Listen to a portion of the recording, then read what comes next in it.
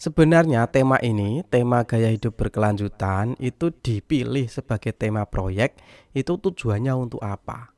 Tujuan tema ini adalah peserta didik mampu memahami dampak aktivitas manusia, baik jangka pendek maupun jangka panjang terhadap kelangsungan kehidupan di dunia maupun lingkungan sekitarnya. Peserta didik juga membangun kesadaran untuk bersikap dan berperilaku ramah lingkungan, mempelajari potensi krisis berkelanjutan yang terjadi di lingkungan sekitarnya, serta mengembangkan kesiapan untuk menghadapi dan memitigasinya. Tema ini ditujukan untuk jenjang SD atau MI, SMP atau MTS, SMA atau MA, dan SMK atau MAK atau sederajat. Jadi, ruang lingkup dari tema ini adalah tentang ramah lingkungan, tentang hemat energi, tentang bagaimana mendaur ulang sampah organik, serta tentang perubahan iklim. Nanti dalam melaksanakan proyek penguatan profil pelajar Pancasila, idealnya adalah menentukan tujuannya terlebih dahulu, baru nanti menentukan tema kegiatannya.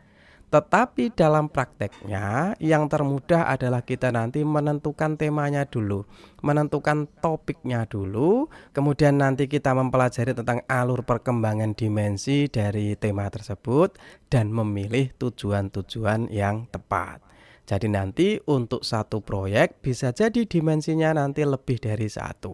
Mungkin di kegiatan itu ada masuk dimensi bergotong royong, juga dimensi berpikir kritis misalnya. Nanti bisa masuk lebih dari satu dimensi. Untuk itu beberapa contoh yang kami berikan, yang pertama, ini yang paling mudah ya Bapak Ibu, yaitu kegiatannya berupa kerja bakti. Kerja bakti membersihkan sampah di lingkungan sekolah maupun di lingkungan masyarakat. Jangan lupa bahwa nanti kegiatan ini sebisa mungkin yang merencanakan itu anak-anak Bapak Ibu, jangan fasilitatornya. Kita nanti hanya membimbing, mengarahkan, tetapi semuanya nanti biar anak terlibat, merasa dilibatkan, supaya kegiatan berjalan dengan maksimal.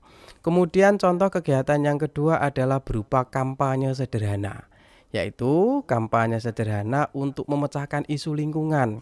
Misalnya cara mencegah kebakaran hutan atau cara mencegah banjir. Kampanye ini kegiatannya bisa dilakukan dengan cara penyuluhan atau siswa-siswi nanti membuat poster, membuat brosur dan nanti menyebarkannya ke masyarakat atau melalui media sosial. Atau bisa saja dengan cara menjalin kerjasama dengan pihak terkait atau nanti bisa berupa penandatanganan petisi. Kemudian contoh yang ketiga adalah berupa mendesain sistem pengelolaan sampah. Mendesain sistem pengelolaan sampah untuk apa? Untuk mengatasi permasalahan banjir di lingkungan sekitar atau lingkungan satuan pendidikan. Kegiatannya misalnya nanti berupa membuat bak sampah untuk membedakan antara sampah organik dan anorganik. Kegiatan ini juga bisa dilakukan di lingkungan sekitar untuk mengkampanyekan kesehatan dan kebersihan. Kemudian contoh yang keempat nanti berupa penelitian sederhana. Biarkan nanti anak melakukan survei kebiasaan membuang dan memilah sampah di rumah dan di satuan pendidikan beserta dampaknya dilengkapi dengan usulan solusi. Nanti siswa-siswi membuat infografik dari hasil survei tersebut. Melalui kegiatan proyek ini, siswa dapat terlibat aktif dalam mengumpulkan data, menganalisis, dan menyampaikan informasi penting tentang kebiasaan membuang dan memilah sampah. Selain itu, anak-anak nanti juga akan mengembangkan kemampuan kritis, kemampuan berkomunikasi, dan berkolaborasi dalam mencari solusi yang berdampak positif bagi lingkungan.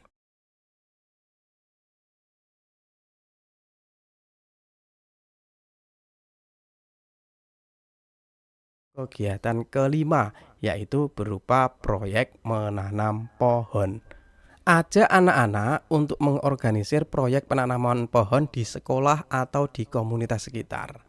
Mereka dapat bekerja sama dengan organisasi lingkungan atau otoritas setempat untuk memilih lokasi dan tempat serta jenis pohon yang sesuai. Selain itu, nanti siswa juga dapat menyampaikan informasi tentang manfaat menanam pohon dalam mengurangi emisi karbon, meningkatkan kualitas udara, dan melindungi lingkungan. Kemudian contoh yang keempat berupa kerajinan daur ulang sampah. Dengan kegiatan daur ulang sampah ini, siswa akan belajar tentang pentingnya daur ulang, mengurangi limbah, dan mengembangkan keterampilan seni dan kerajinan tangan. Selain itu, mereka juga akan memahami bahwa sampah dapat diubah menjadi benda berguna dan indah melalui kreativitas dan inovasi. Kemudian contoh yang ketujuh, nanti anak-anak bisa membuat pupuk organik. Ini paling cocok dilakukan di daerah pedesaan di mana profesi mayoritas adalah petani. Melalui kegiatan membuat pupuk organik, siswa akan belajar tentang pentingnya pengelolaan sampah organik, lingkungan, dan pertanian berkelanjutan. Mereka juga akan merasakan dampak positif dari praktek ini saat melihat hasil pertumbuhan tanaman yang lebih baik dengan menggunakan pupuk organik yang mereka buat sendiri. Kemudian contoh yang kedelapan ini ada hubungannya dengan peternakan, yaitu membuat maggot atau cacing. Bapak Ibu mungkin ada yang asing dengan kata maggot. Maggot ini adalah larva yang dihasilkan oleh lalat hitam. Ini baik sekali untuk makanan ternak, baik itu ayam maupun ikan. Melalui kegiatan ini, siswa akan belajar tentang pentingnya pengelolaan sampah organik, konsep daur ulang, serta peran larva lalat hitam dalam pengomposan limbah. Mereka juga akan merasakan dampak positif saat melihat hasil pupuk yang dihasilkan dan manfaat maggot bagi ternak. Kemudian contoh yang kesembilan misalnya nanti adalah berupa audit energi sekolah. Ajak siswa untuk melakukan audit energi di sekolah mereka. Mereka dapat mengidentifikasi sumber-sumber pemborosan energi seperti pencahayaan yang tidak efisien, penggunaan peralatan listrik yang berlebihan, atau kurangnya isolasi pada bangunan.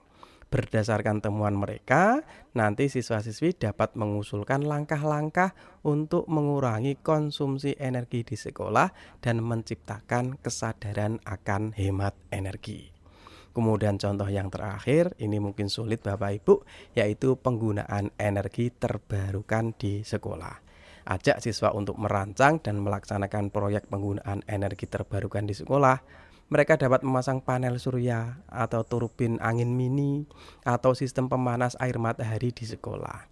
Selama proyek, siswa dapat mempelajari manfaat energi terbarukan dan dampaknya terhadap lingkungan serta mengukur dampak penggunaan energi terbarukan terhadap pengurangan emisi karbon di sekolah.